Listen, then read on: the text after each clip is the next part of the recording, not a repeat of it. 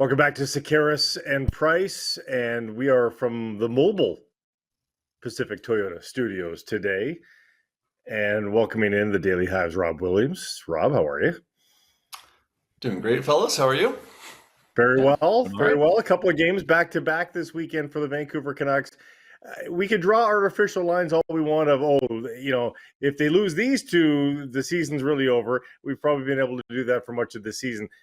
But these 4 home games do seem rather critical because teams can go on a 3 or 4 game winning streak. If the Canucks did that, they'd be back at 500. Anything less than that for this Canucks team, though, in particular, if they have a losing record in these 4 home games, I mean, it truly becomes out of reach at that point for any bounce back, no matter what they keep saying. I don't know. I mean, I don't know if the next 4 games are going to matter much in terms of is it out of reach? Is it not? I mean, in theory, they could. There's lots of season left. They could storm back, make the playoffs. I think in practice, though, you look at this group, and this group does not. They don't have the horses, right? So I see very little hope in terms of them actually coming back and making the playoffs. It's the thing I'm interested in now is you look at the standings. They're at now 32nd by points, 31st by points percentage. They're even worse at home. This is the thing that has continued, and I just they go on the road. At last season, they were like the worst team in the league at home. They go on the road. They're actually kind of like a mid-pack team. They're actually weren't a bad team on when you look at their road record. They're actually pretty decent on the road. This season they are dead last at home again, and they come home and they're not quite mid-pack, but they're they're like the 20th best team when they're on the road. So I'm really interested to see both in terms of I think all hope is lost in the season. I think you want to see positive steps now from your young players, the DPDs of the world.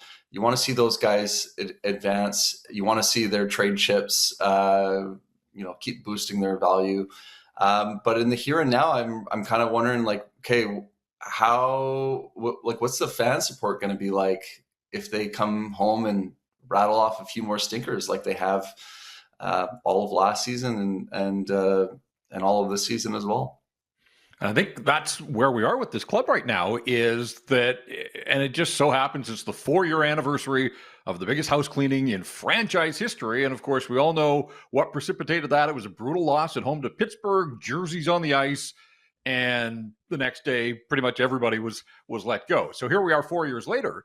If this homestand doesn't go well, beyond empty seats and those types of things, does it get ugly at some point at Rogers Arena? I feel like there's too much apathy for that. I think people are too checked out to throw a jersey on the ice. I don't feel like there's the anger necessarily in that sense. What was that game where the Canucks had an absolute stinker? They didn't even get booed off the ice. People just kind of sat Acceptance. up and just walked out. And I think that's where we're at. That was the Calgary game. Yeah. I think that's where we're at right now, where it's kind of there's just apathy. I think people are just kind of checked out a bit on this team. I mean, look, this is a passionate hockey market. People are never fully checked out on the Vancouver Canucks, but in terms of the games, you look at I saw that screenshot that was going around social media yesterday of the dirt cheap student rush ticket prices, $39 to get into the game. If you look at the secondary ticket market, those prices are dropping and dropping and dropping. You can get in now for some games under $80. Start of the season, you couldn't get into any game for less than, I think, $95. So I think you're going to see that. And that's particularly alarming in terms of fan interest, because these are Friday, Saturday night games, around the holiday season. They don't have many games right up to close to Christmas this year, but those are usually really popular. What are we going to be looking at in March when they have all those home games? That's going to be interesting to see. And the bloom is off the rose with the players too. The bloom is off the rose with the players too, Rob. people are picking apart fair weather fans like Michael Bublé. They are criticizing who's going to the children's hospital, who's not, who's submitting their favorite song and who's not. Like, I mean, people are just kind of done with this team, it seems. I kind of share that sentiment, to be honest. There's 55 games to go. I know, but we've seen this group lose for so long. And I think it's one of those things where the thing you need and the thing you absolutely need is hope. And that's why it always seems kind of curious to me that teams are so like, they just do not ever want to use the word rebuild. They don't want it in their vocabulary. They think it's just this bad word that's going to scare everyone away. I mean, it's not necessarily every Canucks fan, but I think the majority of Canucks fans, if management came out and said, we are going to do a slow, methodical, tear it down rebuild, and this is our plan, would celebrate it. And if you had a bunch of players in here that were either draft picks, like homegrown draft picks, or prospects with some promise, and those guys were losing, I think fans can accept that.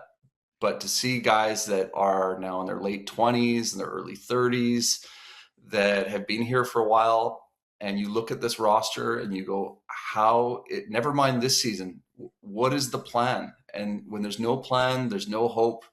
I don't know how you sell that. And to me, they should be embracing the word rebuild. Even if they want to do it a little bit quicker than a lot of fans want, because that's the way to sell hope. And right now, it doesn't feel like there's much hope. I mentioned 55 games to go. This organization, for whatever reason, loves its back-end loaded home schedule, right? Like, we see that all the time. And you pointed out they've got 2 8-game homestands still to come after Christmas. 22 of their final 35 are at Rogers Arena. So if student rush tickets are $39 today, they're going to be out on campus handing away tickets at that point. Like, I really do wonder what that's going to look like. And maybe it has to get to that to finally get ownership's attention that all is not well. If looking at the standings and seeing your team at 32nd isn't enough, maybe it has to take swaths of empty seats, even if they're paid for. Like, anecdotally, I don't know about you guys, but like, I've heard friends are having trouble giving away Canuck tickets now. That just people don't have the interest in getting up off their couch and getting to the rink. It's easier to watch at home. You just hope that fact doesn't kind of push ownership and management into panic moves to like push them from 32nd to 25th. You know what I mean? Like that. I think that's the big concern here. I mean, the lesson that should be learned is that we have a story up on Daily Hive that Trevor wrote recently, avoiding the betting blunders of the past, because it starts, hearing some of these reports from insiders, you start to go, oh God, like, are they going to do the same thing that they did the last time?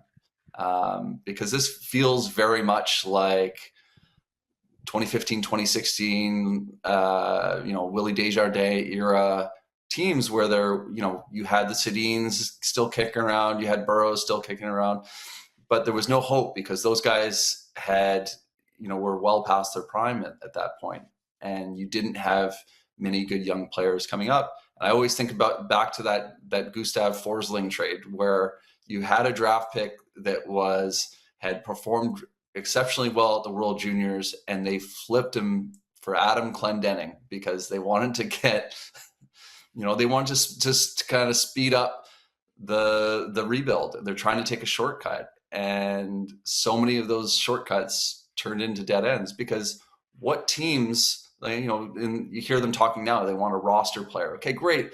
I'd love to have a really good prospect that's 22 or 23 rather than one that's 18 or 19. But guess what? The guys that have real potential that are of that age, teams don't part with those players very easily. So if you get a bona fide guy that's like ready to step in and is more of a sure thing, great. But that's going to cost more, and teams are going to be much more hesitant to let those guys go. You know, I think that's why rebuilding teams take draft picks, because you can get guys with really, really high ceilings that are more readily available and give you more hope for the future. And you contrast the Canucks and all the vibes with them with the Vancouver Whitecaps, and my goodness, we're gonna lose those good vibes here pretty shortly with MLS Cup on the weekend. We just hope that we're not going to lose them for good, because there's all this stuff swirling now. The good vibes of the current team, and then the harbinger of doom of some of these reports, both good and bad. Patrick Johnson had an optimistic report, Athletic with a pessimistic one, and all this swirling around this fabulous team that everybody's fallen in love with. Yeah, I kind of joked recently, like I love my job, but I kind of joked recently that, you know, the job goes from I get to watch the Canucks for a living to I have to watch the Canucks for a living. Where I think I'm also lucky is that I cover multiple sports, and I love that I can turn my attention to the Vancouver Whitecaps because they've been a joy to watch all season. It's funny, I just had this feeling in my stomach before the year where I'm like, geez, this is a big year for them. They need something positive to happen in terms of all the stadium and ownership stuff. You know, and I had in my head, like, man, wouldn't it be great if they could go on a run, you know, go make the playoffs and, you know, get the city excited. I didn't see this coming, though. This has exceeded, I think, anyone's wildest expectations on what we've seen this season, both in terms of, I mean, Thomas Muller is the guy that gets the headlines, and everyone's absolutely fallen in love with him. I mean, how could you not? What an engaging personality. His teammates, you hear, you know, you see the comments from them. His teammates love him. Like, he's just no ego. I had a friend of mine talk to me who was saying, like, I love how, like, unserious he is, like, in terms of, like, you know, interviews and whatnot, always joking and has this, and he kind of has this perfect balance of being unserious, but also like the most serious guy about winning, right? Like, all the talk about him coming to Vancouver, like, why did you come to Vancouver? And it was like to win. And like, I believe it. Like, he's so serious about winning and creating this wonderful culture of winning with the Whitecaps. But at the same time, like, he can, you know, he doesn't take himself too seriously when it's away from the pitch. He can have a laugh, but you also know that he's more serious than anyone about winning. And I would love nothing more than if they can, they got to bring home a championship here, right? We've been starved. I celebrated my 10 years at Daily Hive recently. I have not, the biggest championship I've seen so far, I think, is the Vancouver Canadians winning the Northwest League, or if you count the Canadian championships for the Whitecaps. So the Vancouver Rise just won a national championship, but it's a smaller Vancouver league. FC as well. I did watch that one as well. But yeah, let's see one where, you know, let's see one of the big three teams in our city. Obviously the Canucks are number one with a bullet. And then I think the Whitecaps and Lions are right there. It would mean a heck of a lot to the city, I think, if the Whitecaps could bring it home. We don't know how MLS Cup is going to finish, but I saw you post on social that we know how it's going to start on Saturday. And I thought this was really cool that, you know, we just watched the World Series where anthem singers were butchering the Canadian anthem. If you leave it to the league to round up artists, it doesn't always go right. But somehow the Whitecaps are able to produce their own quartet of powerhouses that sing here at BC Place, and they're going to take them to Miami. I love that. Yeah, it's awesome. So Marie, Elizabeth, Emma, and Ariel are all going to Fort Lauderdale. They're going to be singing the anthem. I call them the Power Quartet. They've done a few games. They've done a few games in Vancouver. I think extra special for Marie, who was the anthem singer from day one for the Whitecaps. So cool to see that she's going to be going down there. But yeah, avoids like a bit of an awkward, you know. I always think back to that Las Vegas CFL guy that did a Christmas tree. Yeah. You know, appropriate with the holiday season. They could have defaulted to Gretzky singing the national anthem or something. No one wants that. So that's going to be cool. I've heard the Whitecaps are also like, there's like a massive number of, I'm not sure if it's all of their staff, but basically all their staff are going down there as well. There'll be the Southsiders will be there. There's going to be a huge Vancouver contingent in that stadium. So it's going to be really cool to see. And I think it's a great idea for the Whitecaps to bring them down. Also should note the watch party at BC Place. I don't know if you guys have talked about that already, but that's starting to, you look at on Ticketmaster now, like they've got the full lower bowl open, and the only available seats now are just on the ends. I think there's a possibility for a lower bowl sellout. They'll have to do some more work today, but I think if I know the Vancouver sports fan, they love an atmosphere, and I think it's going to be a cool atmosphere at BC Place for the watch party.